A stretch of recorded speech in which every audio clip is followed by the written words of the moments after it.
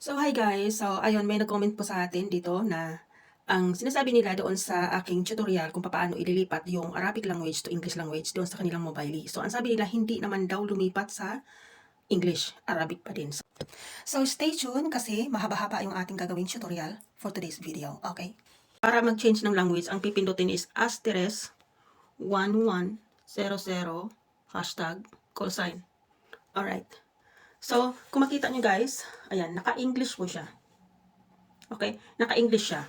Ngayon, ililipat natin ulit, ibabalik natin sa Arabic language. So, kung ano yung ginawa para maging English, yun din ang gagawin para maging Arabic ulit. So, gagawin natin. Let's go.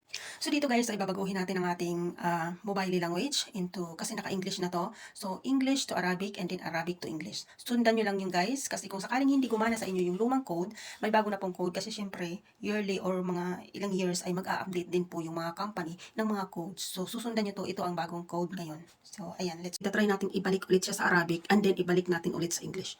Okay, let's go. Kung ano yung paraan para ibalik sa Arabic yung ating language, asterisk pa din, 1100, hashtag call sign.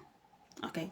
Punta tayo dito sa number 6, service settings. Okay, send.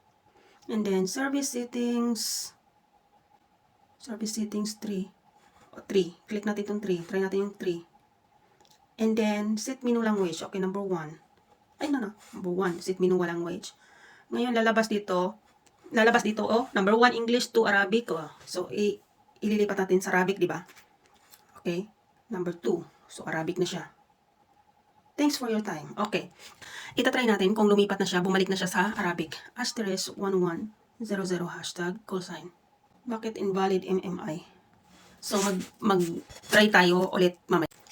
I-refresh lang natin yung phone natin bago tayo umulit ulit. Okay. So, now, uulitin natin kung bumalik na nga siya sa Arabic language. Okay. Punta tayo sa phone. Asterisk 1100 call sign.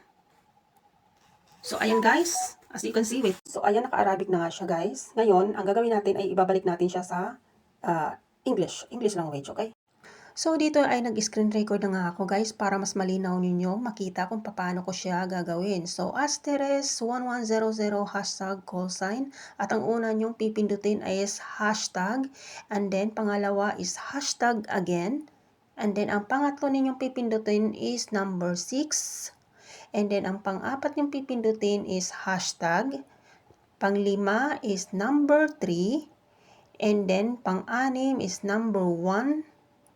Okay, and the last one is number 1.